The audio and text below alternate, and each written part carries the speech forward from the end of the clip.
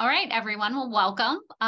Thank you so much for joining us this evening, this afternoon, depending on where you're at, for our session, Ask, Interview, Write, Journalistic Strategies to Engage Secondary ELA Students in Media Literacy and Civics Education. My name is Rachel Goulden, and I'm excited to be here with you today. I'm an assistant professor of communication at Denison University, and I have had the privilege of being able to work with the Journalistic Learning Initiative in the past. And today I'll be moderating a conversation with two of the Journalistic Learning Initiative strongholds, Melissa Wantz and Ed Madison, and as well as two of our participant teachers, Jennifer Lasseur and Patrick McDonald. So before we jump into really the content of today's discussion, we'd just like to do a quick introduction with our participants, so you all in the audience can get to know who you're going to be hearing from today. So how about we'll go Ed and Melissa first, and then we'll hear from Patrick and Jennifer. Yeah, thank you, Rachel. My name's Ed Madison. I'm an associate professor at the University of Oregon School of Journalism and Communication. I'm also have affiliated faculty status with the College of Education, and I'm the co-founder and Executive Director of the Journalistic Learning Initiative. Hi, everybody. My name is Melissa Wantz, and I was an English teacher for 20 years in Southern California in middle school and high school. And before that, I was a newspaper reporter for my county newspaper, the Ventura County Star Free Press. And recently, in the last 3 years, I retired from education and moved up here to Oregon, and have been working with the Journalistic Learning Initiative to build a really fantastic program for middle school and high school teachers to teach journalistic projects in their classrooms. Jennifer, you're up next, or Patrick. Let's hear from Jennifer, and then we'll hear from Patrick. Hi, I'm Jennifer Lasseur, and I teach at Adrian C. Nelson High School. I've been teaching for 20 years, primarily in American literature, but in English language arts. And I'm really excited to be here and share my experiences. Hi, and my name's Pat McDonald, and I'm in Oregon City High School. I'm a language arts teacher, and I've been doing it for about 25 years. I also teach a journalism class and a few other electives, but yeah, great to be here. Thank you, panelists, for joining us today. We're excited to learn more about what journalistic investigation, what journalistic writing is, and how that as a form of media literacy can be integrated into the everyday classroom. And so to start off this conversation, which folks, we will be hosting like a question and answer. We'll hear from Melissa and Ed about where this project came from, how it works, and then we're going to hear a lot from Jennifer and Patrick about what this looks like in the classroom, how it works, and what students can get out of it, what teachers can get out of it. But before we get there, we would just love to engage with the audience a little bit and hear what brought you here today? What are you looking for? And if you want to go ahead and type that into the chat feature, we'll get a sense of who's in the room with us. And we'll think about the ways in which that the JLI project can support your needs and your and whatever goals you have coming into this space today. Oh.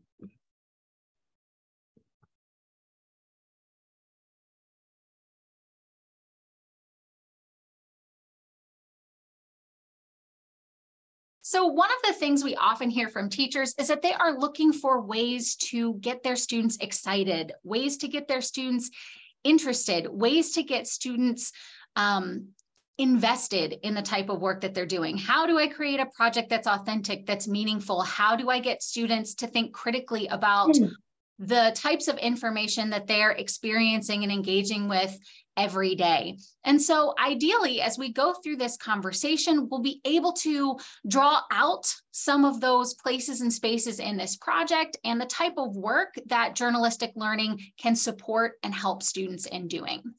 So instead of just using this term journalistic learning over and over without any type of definition, Ed, it would be wonderful for you to get us started. What the heck is journalistic learning? Yeah, and you know what? Hold on a second. Is my mic on? Yes, we can hear Okay, you can hear me. Okay, great. I hit a button and I wasn't sure what I was doing. So anyway, what is journalistic learning? It's placing a journalistic lens over English language arts is kind of how we define it. It's project-based. It's engaging students in topics that relate to concerns that they have within their community. I think at the heart of it, the premise is that that's a really important piece in that students are generating the topics and subjects that they pursue. I think at the other heart of it, at the other end of it, is the publication piece of it. So the fact that students are publishing their work for an authentic audience. And so it's not just for the eyes of their teacher. And we find that when they do that, they bring their A game, if you will, to it, because they really have a sense that it's going to be seen by more than one person. Fantastic. And Melissa, love to hear from you. How is this journalistic learning, journalistic investigation, how is that different from other approaches to learning and writing? Sure. Yeah. Oftentimes, I think I'll speak as a former English teacher, what we ask kids to do is respond to a prompt. So there's a prompt given and it's either a question or there's some research or a subject area. Oftentimes we are giving them texts to examine and analyze, compare. And so it's kind of like in the traditional English curriculum, we're giving them information and they are analyzing it and looking at it and working with it. In a journalistic project, it's flipped around. There are no texts, specific texts that students are given. There's no prompt that they're given. They're basically asked, what are you curious about? What are you concerned with? And you choose a topic or an issue that matters personally to you in some way or in your community. And then they are taught in a sort of structured way with teacher guidance to research those issues at the community level. And then find people that they can actually have a dialogue with, to interview. And they go down pathways that may or may not be productive, which is different than getting two texts that you're examining. And so we teach them how to make those pathways as productive as possible with news literacy, media literacy skills and strategies. So, but I would say the biggest difference in my mind is that a journalistic project is very cohesive. It has a sense of not layering in sort of disparate activities. Sometimes I think media literacy activities can kind of just be thrown in a little bit here, sprinkled in here, sprinkled in here. Whereas in a journalism project in an English classroom, the media literacy is very much connected to the end product, to the goal. And it's kind of, the literacy strategies kind of show up in an as needed basis. So it's highly relevant. It's like you learn a strategy and you're like, oh yeah, I need to use that tomorrow because I'm going to try to find an interview with so-and-so. And I want to make sure that he or she is a true expert. What does that mean? So I think there's that sense of cohesiveness in a journalistic learning project, and this sense of student exploration really mirrors what we like to see in real life with learning and outside of a classroom or in the adult world, just have those, that resiliency to find information that's quality. That's great, Melissa. And we know that resiliency is a skill that is needed today to be developed, to be honed, to be worked on. But I want to circle back quickly to the notion that you said, and this is National Media Literacy Week, right? So we've got to investigate it. What kind of media literacy is integrated? What kind of skills can students get from a journalistic learning project? Yeah, I think it would be helpful to show that the image that we have here. So as you can see, it's sort of a circular symbol that we have that we like to kind of use to show how journalistic learning works. It's not a linear pathway necessarily, even though you're going towards a goal. That's a very similar goal in a regular English assignment, which is the creation of some writing that someone's going to read. But if you kind of start up at the upper green, light green segment, you can see that there's starting with some news foundation. A lot of students don't come from families that get a newspaper anymore or that read online news. It's like 40%, I think, of people in the world even access online news. So there is quite a bit of some, what I would call foundational building, learning about journalism, learning about news ethics, how, the rules that apply to journalism, what is news, what is an opinion or ad. That foundation then can provide a very strong scaffold for them choosing a focus. What do they care about? What issues are of concern? And students work in groups, small groups, to pursue an issue of concern. They are taught research skills. We have borrowed from a wonderful researcher at the University of Washington, Mike Caulfield. He has created for college level students an acronym called SIFT, which is SIFT, Stop, Investigate, Find Better, and Trace.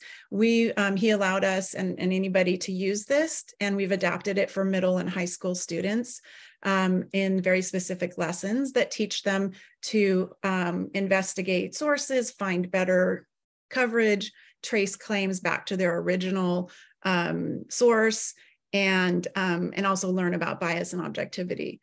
And that foundation and that personal interest in issues then leads students to trying to find people in their community who also care about these issues, who are working on these issues that they can interview.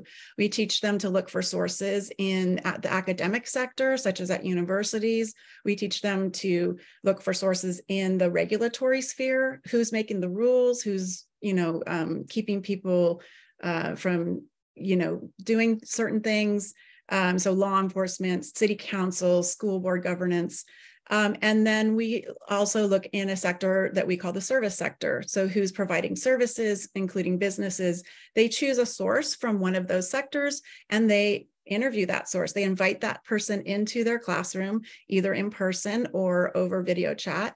And the small group interviews that source and they ask them a series of questions that we also help them build really high quality questions.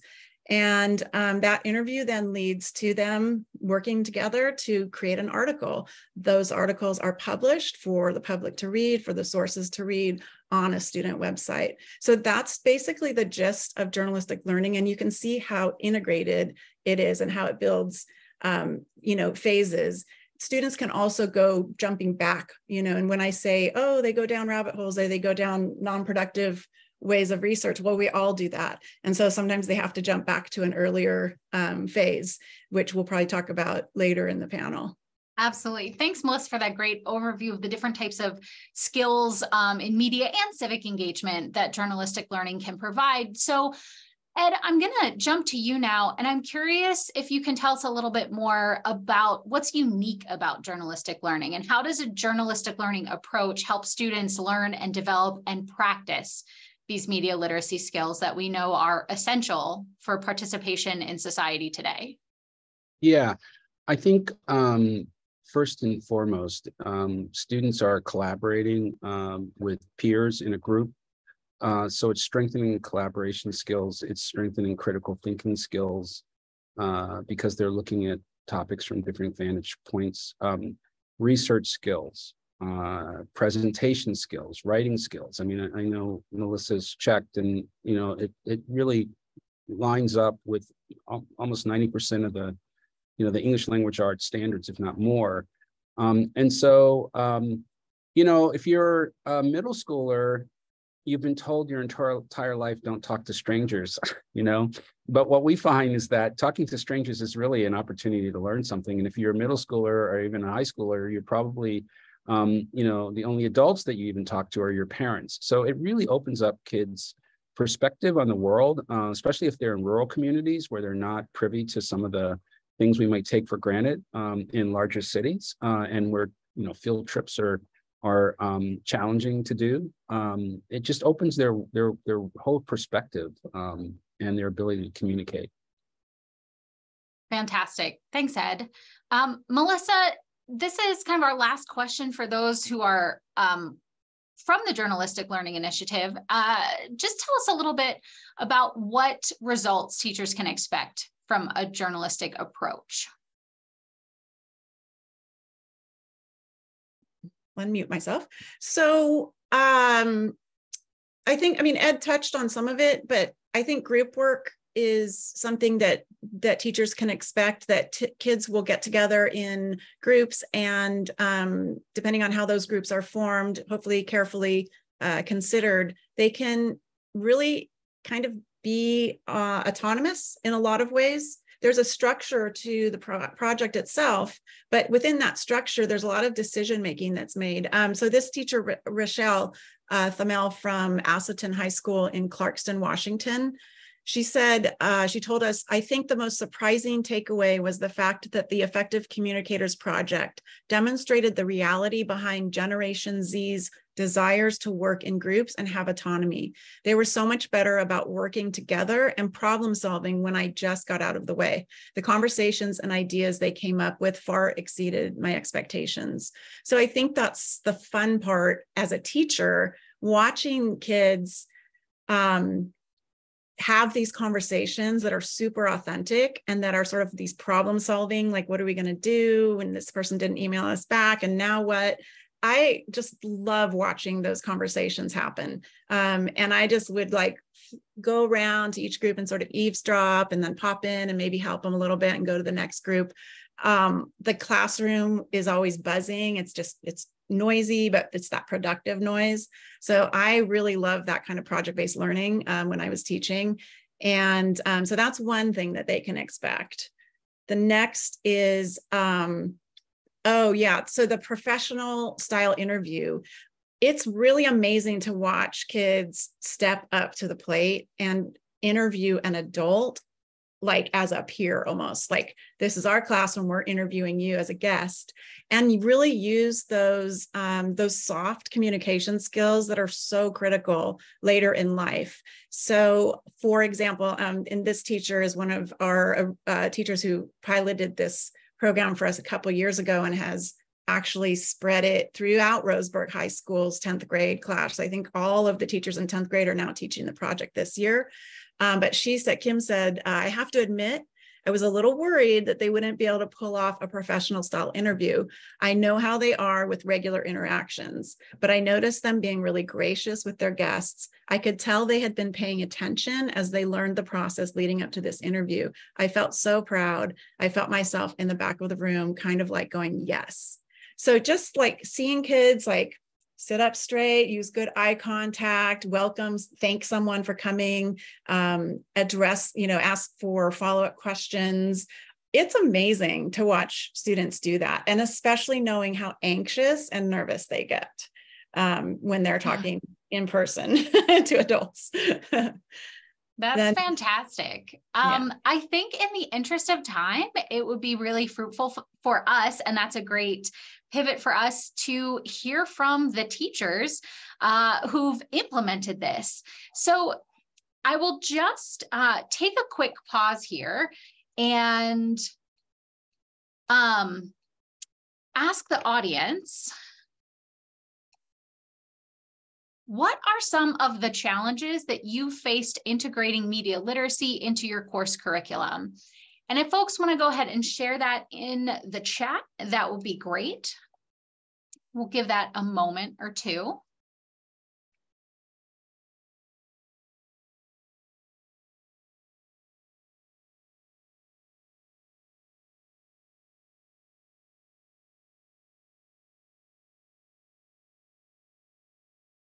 One of the things that we often hear from teachers is that there are a lot of post-pandemic instructional challenges that they face.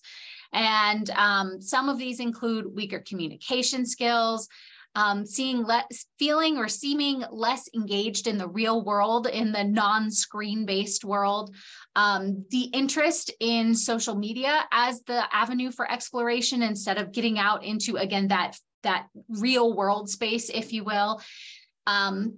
Limited awareness of diverse views, existing in an echo chamber, which kind of comes from that social media space, and a disinterest in traditional writing assignments or disconnection from community. So all of these we know are things that teachers face.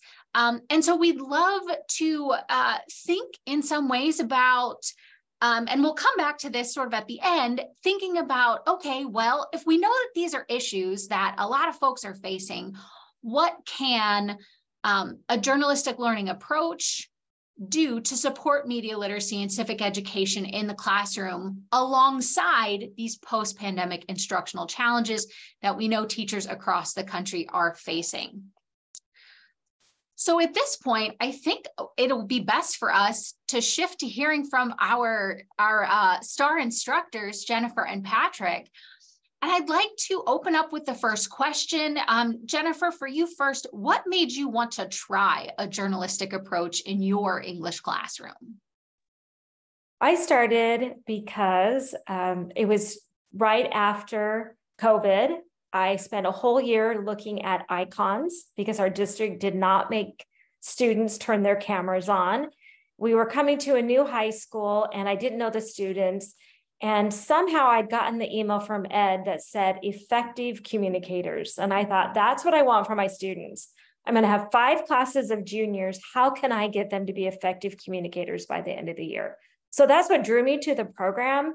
And I just thought I have to kind of put out everything that I think I already know about teaching and try something different. So I looked at the program, I took the class, and it was probably the best thing that I ever did because it was such an authentic program. And I think students were so happy to try something that wasn't, write an essay on these 3 choices. It was, what do you care about? What kind of things happen to you or you see in your community since COVID? And so they had a whole variety of things that they were interested in. There was not one typical answer. There was just a multitude of answers. And so I had students that kind of got together in groups based off of interest. They made friends, they made connections on things that they probably never would have. And I just seeing them do this process, because I did it with them, it was just amazing. So I was really impressed with the program and I really appreciated how organized it was and how easy it was to get a hold of somebody when I had a question. Thanks for sharing that, Jennifer. It sounds like your students got into the meat of it, which, as we know, is like one of the central parts of media literacy that often gets doesn't get as much attention as that ACT part. How do you get involved? How do you do media literacy? And it sounds like your students did that. So Patrick, we'd love to hear a little bit from you. What made you want to try this journalistic approach in your classroom? Thanks. I'd echo a lot of the things that Jennifer said in a post-COVID world, but what I'd add to it, though, is I was looking for ways that I could get students engaged back in the school building more, to get them like on site and doing things that could help sort of build school community. And because we'd lost so much of that. So for all the other benefits of it, it was a good community builder for the school. I had been looking for ways of trying to restart our school newspaper, which had kind of fallen to the wayside over a decade or more. And this seemed like a good way to begin, like sort of building up the expectations within the school of what journalism is, what student journalism can be, and to try to maybe make an argument that you can't really have a world-class high school if you don't have a student newspaper. And so as we were a school with a very sort of anemic kind of student newspaper kind of thing, this was a way to get a toehold on that. So, and it was very effective. Awesome. Thanks for sharing that. And Patrick, I'm going to give the next question to you as well. You said that you wanted to get students back on site and invest it again. So what parts of this journalistic learning process of writing through inquiry would you say resonated the most with your students?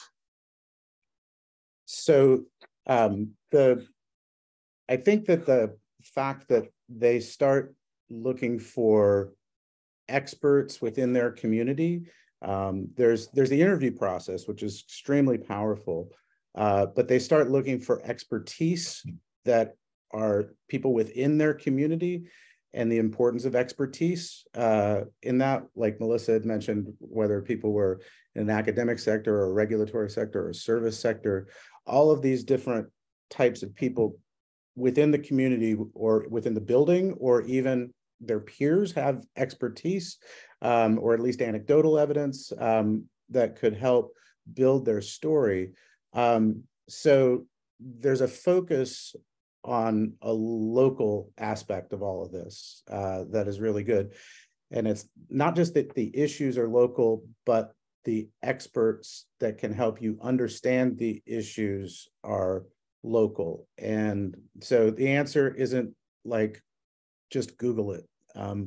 It's find people that are knowledgeable and then talk to them about the thing because it's right in front of you both.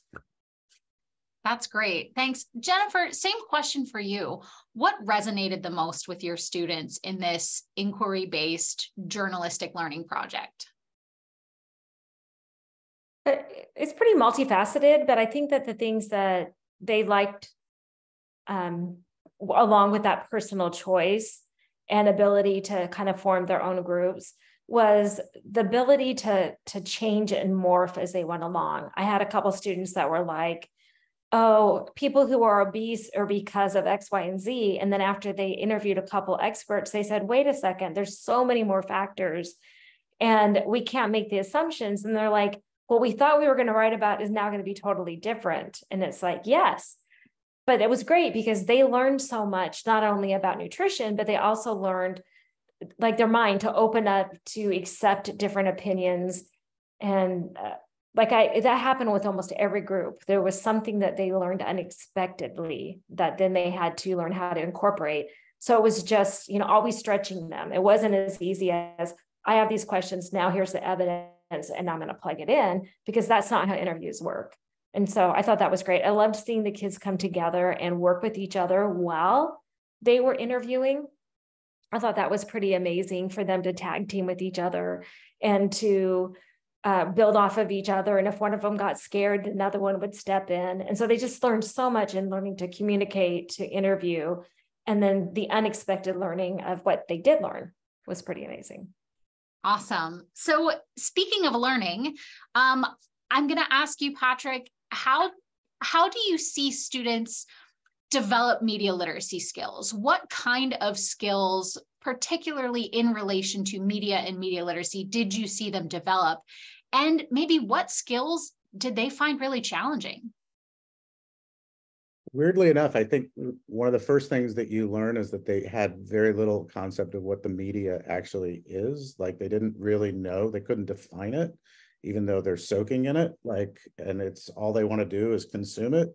But they had a really difficult time defining it.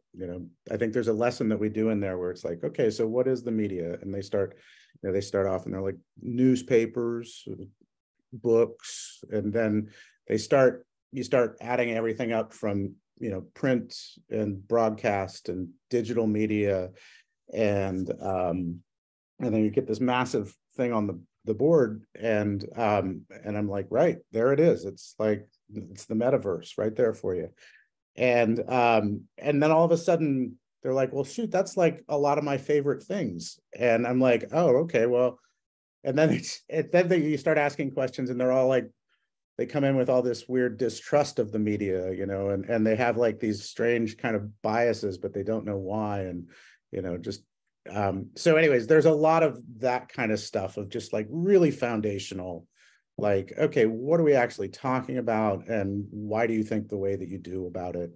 And do you have an actual opinion of your own? And that's really, really powerful. And yeah, it sounds like you've got some metacognition going on and a lot of deconstruction going on where students are starting to question the assumptions that they've made. It's a great lesson to do really early on.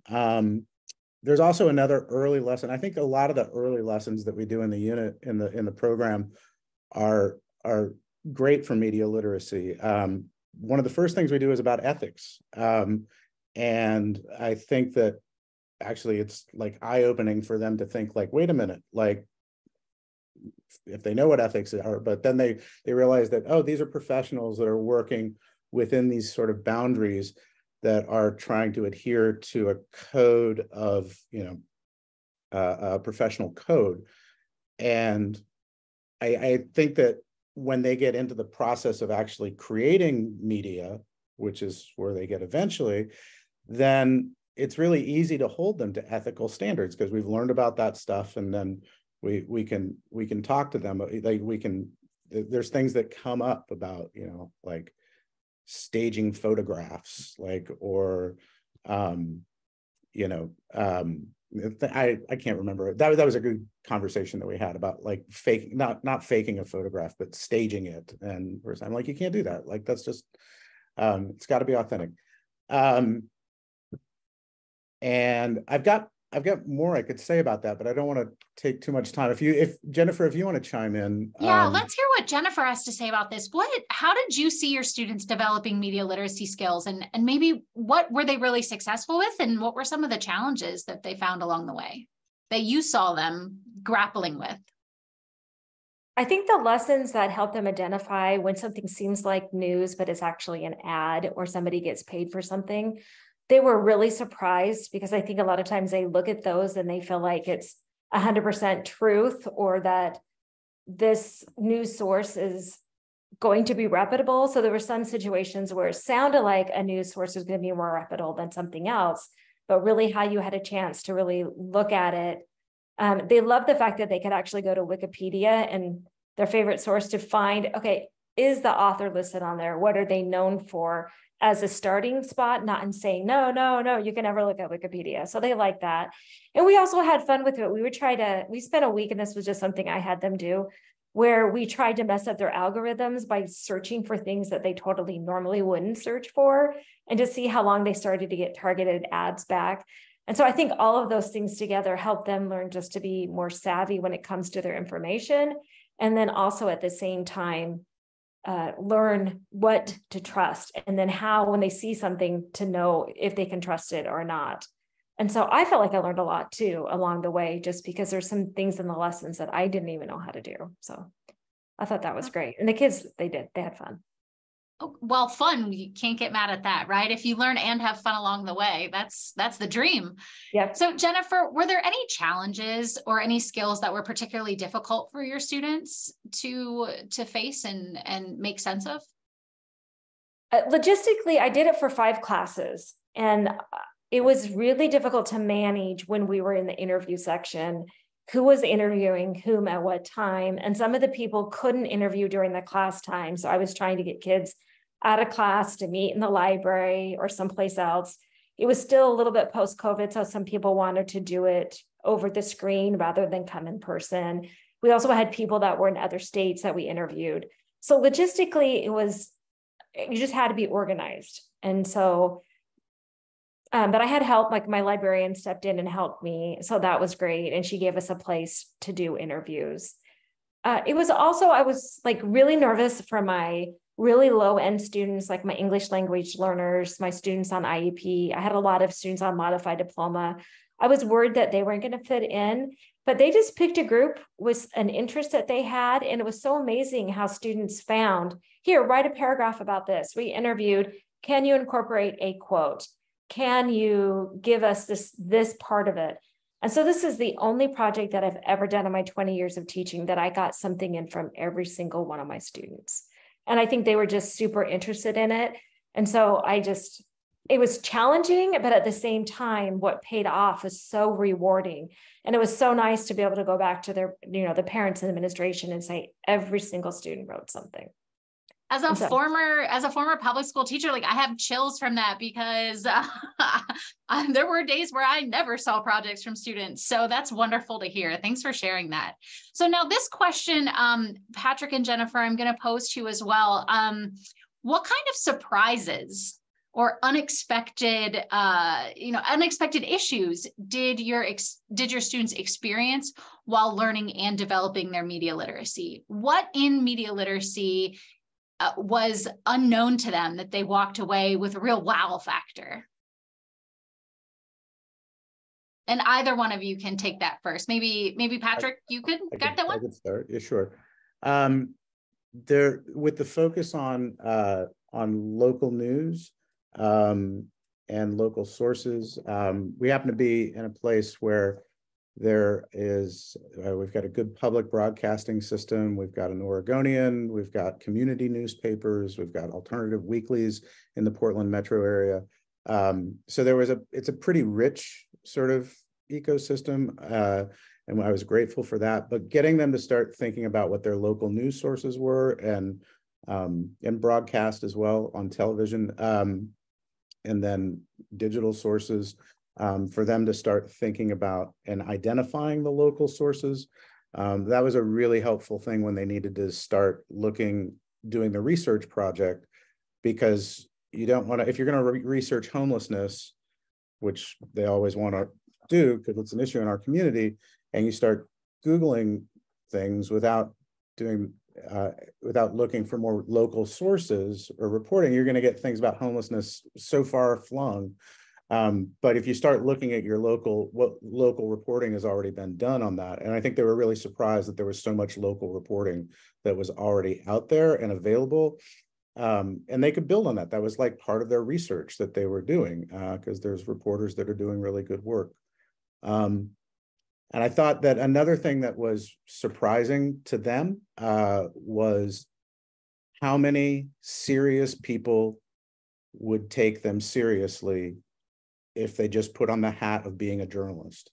Like, I just thought that was an extremely powerful thing. Like, they just come into school and they're kind of like, a junior in high school. And I'm like, now you put on this hat and you say, now I'm a student journalist and I'd like to ask you some questions about this thing that I've been researching.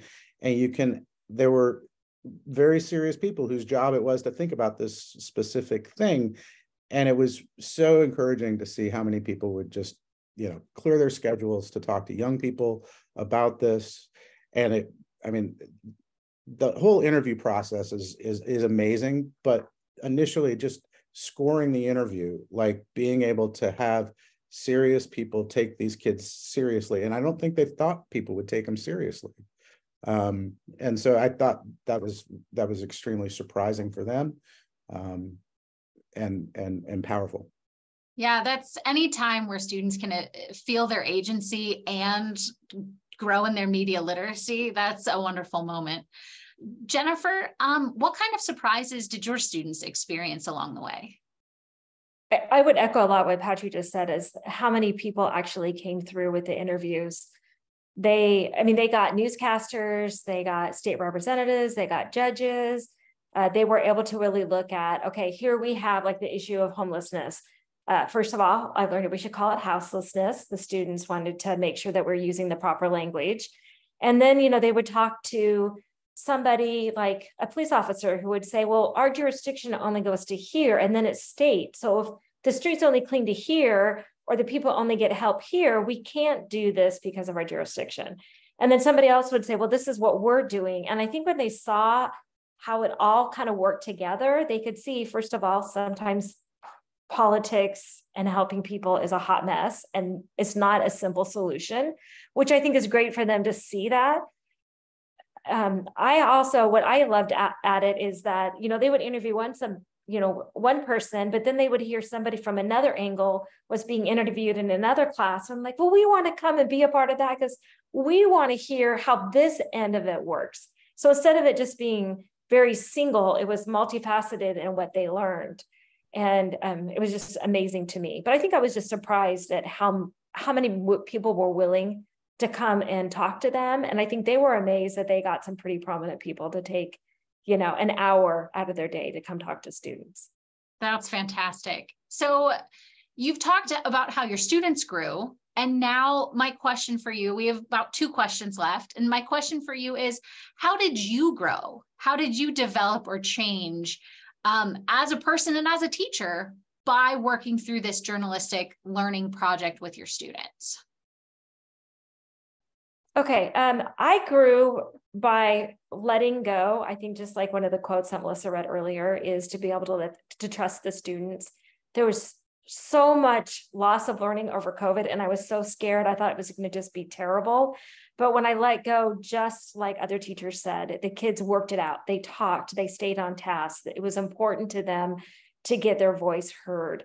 And I know that the highest level of learning comes when kids initiate it. So letting go was really great. I also learned to just trust my instincts, because there were times where I felt like we either needed a practice or a little bit more rigor. And so I had them practice their pitch statements to a panel of adults that came in before they did their interviews, because I was so nervous they weren't going to be able to do their interviews, that we practiced with adults first. So that ability to learn to trust myself, even though I'm a veteran teacher, was really, it was good for me to realize that after COVID that, yeah, I can still adapt, and letting go was amazing. And, I did this last year too. And then we added a component to it where they not only wrote, but they also had to speak like they were giving a news broadcast. And so just taking it that extra level was great to know, hey, I have this flexibility to do 2 steps instead of 1. So for me, it's just been really amazing. Thanks, Jennifer. Patrick, same question for you. How did you grow or develop or change as a teacher by implementing this type of journalistic learning project? There was a lot about the research process that I think we've spoken about, but a lot of the things one thing that surprised me is a lot of the ways that I teach the mechanics of writing it's in some ways it's a lot easier to teach it in the framework of journalism because you're working with quotes, you're trying to organize information, you're trying to communicate effectively, and it's short paragraphs, and it's like a lot of kind of short declarative sentences, and it really gives you like a much easier way to work with students, particularly ones that struggle with their writing, rather than having to compose big essays. And so, in a journalistic style, the writing is it's informative by nature, but it doesn't look like an essay that you would write for class. And it's a lot of organization of information and research and working with quotes and providing context and broadening those things out. And it's all these things that you could do with literature, and we do.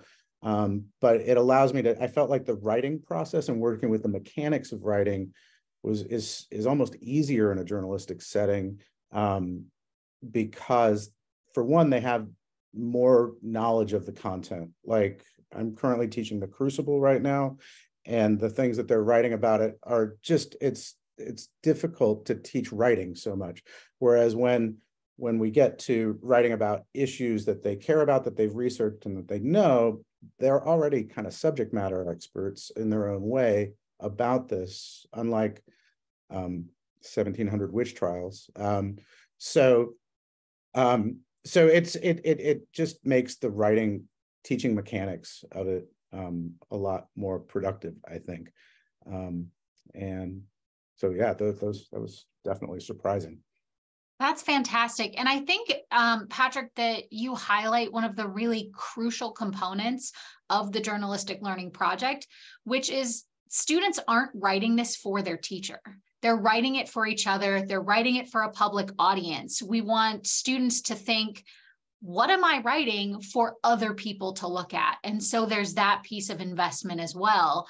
And it sounds like your students kind of experienced that. It wasn't just that they got to be the subject experts who got to tell others all about everything that they knew and found out through that research and writing process. So the last, I'm sorry, go ahead, Patrick. Oh, I was just going to say, at some point, there's a period where they have so much information, they've done so much research that they're like overwhelmed with, they're like, how am I going to fit all of this in there? And I'm like, you don't have to fit it all in there. You know so much about this, like you couldn't possibly explain it all. So narrow your focus, and write something clear and accurate and informative for your audience so that they know the most important stuff. And what a great news literacy lesson for them, right? Like that media makers have to make those decisions. They have to be actively involved in what to choose, what not to choose, the ethics of that, the struggle and frustration of deciding what makes the cut and what doesn't. The last question I'll pose to you all is, based on your experiences, what would you tell teachers who want to try a journalistic project, a journalistic learning project for the first time? I would say follow this program. I didn't have any background in this. And so it's just all set up for you, from how to, understand the news and everything about the media. And then, how to pick topics, the different ways to brainstorm. And there's some flexibility in it. You can do it this way or this way, and how to group students, how to find people in your community. I just followed the program. And then followed my gut when I knew that my kids just needed a little bit more or a little less or a little bit more time. We were on a block schedule, and so it was different maybe than somebody that would have been on like 45-minute class periods. And so sometimes we got more than one lesson done in a day. So I just say, take the lesson, and then your students, what works best for your style of teaching. But it's just such a great foundation that I would say just trust in the process. And That's great to hear, Jennifer. Sometimes I was going to screw it up, but I didn't. So awesome. Yeah. And Patrick, a sentence or two, based on your experiences, what would you tell teachers who want to try journalistic learning in their general classroom? That it's fun, and that the kids can have fun with it. And if you have fun with it with the kids, then it makes it a completely different dynamic in your classroom, and it's transformative as far as what can happen within the room and in the building as a whole. It just gives them the agency to have fun with the things that they're learning and with their peers. I think it's a really good positive experience for everybody. Fantastic. Well, thank you so much, Jennifer and Patrick and Ed and Melissa. At this point, we want to provide an opportunity for questions from the audience. If anybody has those questions, please go ahead and type those into the chat. We'll see where we land with questions. And then I think Ed will share with us after our Q&A some resources that are available for anybody who's interested in getting started in this type of journalistic project.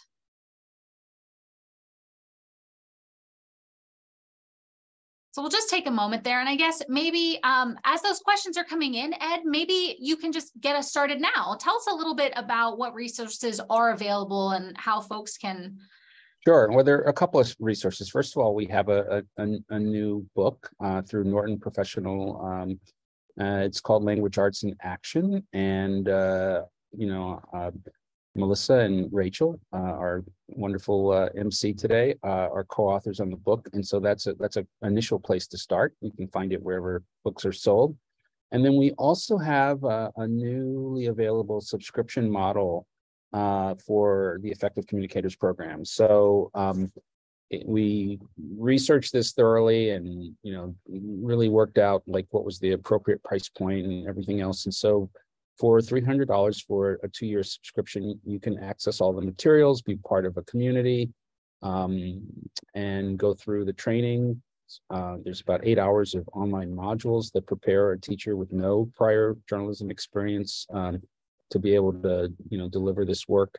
So yeah, that's available, and a whole list of other things here: the lesson plans, the newsletters, and actually, if you choose this route, you get the book with the whole package. So we include that in. So Fantastic. And then Melissa, I'll throw to you for this last opportunity that's available for folks if they are interested in learning a little bit more, but aren't quite sure that they want to jump into a whole program yet. Right. So I had mentioned before the SIFT method for teaching students to investigate and find accurate information online. And so we have 4 lessons in the program that we offer to teachers, and we'd like to give 2 of those away to anybody who wants to email me. I'll send you the lessons as PDFs. It has all the resources in each lesson, little podcasts and different slide decks and things that you can use immediately in the classroom. And so just send me an email at melissa@journalisticlearning.org, and I will get those to you as soon as I can. Awesome. So we have a question from the audience, and the question is, how do you help your admin or parents understand the usefulness of this approach, especially when it starts to involve publishing real stories and criticisms that could come with that? And so Patrick or Jennifer, maybe you'd like to think about how you handled that. Melissa, do you have any recommendations to make from where you sit as helping to organize this? What do you advise teachers to do? Well, I mean, I think it's important to know what, at what grade level you're teaching and what students are interested in. As a former sixth grade teacher, I know that some students had wide access to information. Other students were very, very sheltered and protected, and not every topic that kids came up with in my classroom would be appropriate for a sixth grade or in each of those groups to learn about. So there is some selectivity in the earlier grades that I would recommend teachers use to sort of ward off topics that are going to be too controversial for a certain school culture or grade level. For the upper grades, certainly the things that kids care about are the things that adults care about. And so the best thing that I could say is that if you are using the strategies of a real journalist in an ethical way, you're going to be providing information that is as unbiased as you can possibly make it. In addition, the sources that we teach kids to go for are really guardrails for the teacher. These are not sources that are, my dad's friend who blogs on XYZ from his garage is going to come in and talk to us about all his opinions. That's not the types of sources that teachers are going to allow into their classrooms. So teaching kids to do those 3 sectors that I talked about earlier are the guardrails to prevent unbiased sources coming in and sources who aren't experts. Thanks, Melissa. I would add that students are engaging with these topics on their own, and I think as educators we have a duty to help them navigate and make sense of them. If they're not, that's part of preparing youngsters to be active in democracy. So. Thanks, Ed. Yeah, that democratic component, right? How do we become civically engaged? This is a great way into that space for young folks, young adults. Patrick, Jennifer, anything you'd like to share about thinking about admin or parents understanding this? I can just add that when students work together, they often, even though it's unbiased, will have more than one view that will come out. So I had a student that, when this was right when Roe v. Wade was kind of being reevaluated by the Supreme Court, and students had really varied opinions on it, that they were able to write this, about this in different perspectives with different information. So it wasn't just one story that was coming out, it was multiple stories. And I think that my principal was more on board with that because it was authentic. It was verified information. And I think it opened up the kids like, oh, this is what I learned. Oh, this is what you learned. And they learned how to be civically engaged, which that's what we want for our students. So I didn't have any pushback from the administration or any parents. That's great to hear. I can say I didn't either. And I think that the conversations that you have with the students about journalism ethics, things like do no harm, and be objective, present the facts, and working with those sorts of things, I think it's actually important that administration knows what's going on, what the topics are that people are researching about, who the experts are, what they're there to talk about, because that's what the kids are into and that's what the students are choosing. And when they're writing about this stuff, in order to, they're practicing their ability to be objective about it and to do no harm. That do no harm thing, especially when you're dealing with writing about things that touch on students or student life, they take that very, very seriously. And so they were great lessons to have. And I think they walked away with a better understanding of how a responsible media works in the world, which is what we'd like to think, right? That's great. Thanks, Patrick. We have one more question and just about 2 or 3 minutes to address it. It is the elephant in the room. The question is, did you incorporate AI into this process or program? How could AI be used? Yeah, I can address that. Let's hear what you got, Ed. Yeah, so it's actually in the last 2 weeks, we have been talking with various parties about integrating AI into the work that we do, more for a self-guided program that we're working on for credit recovery. And I think this is true with any new technology. It's kind of the boogeyman in the room. Everyone's fearful and talking about, everything from cheating to replacing teachers and all of that. But actually, and I've just 2 weeks of engagement with this whole topic. There are ways in which AI can be trained to actually coach students. So not give answers, but actually prompt them and help them make better sense and provide that sort of individualized level of assistance. In other words, giving teachers, teacher's assistant and being able to actually enhance the individual instruction and free up the teacher's time, because we know how grading intensive and writing can be. So I have a whole different outlook on AI, and yes, we are looking at it. It doesn't exist in our current work, but you'll be hearing from us soon about ways in which it will. Yeah, and if nothing else, at this point, AI sounds like a great topic for a journalistic learning research project for students in your classroom. What does that look like?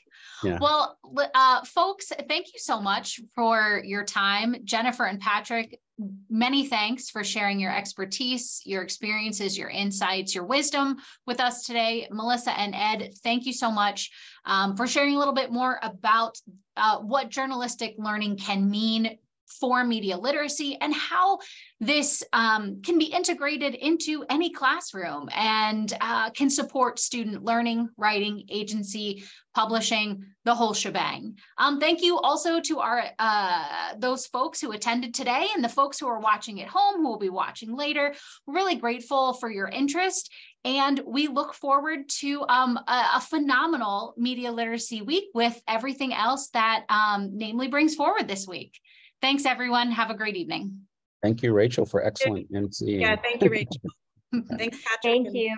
All right. Bye.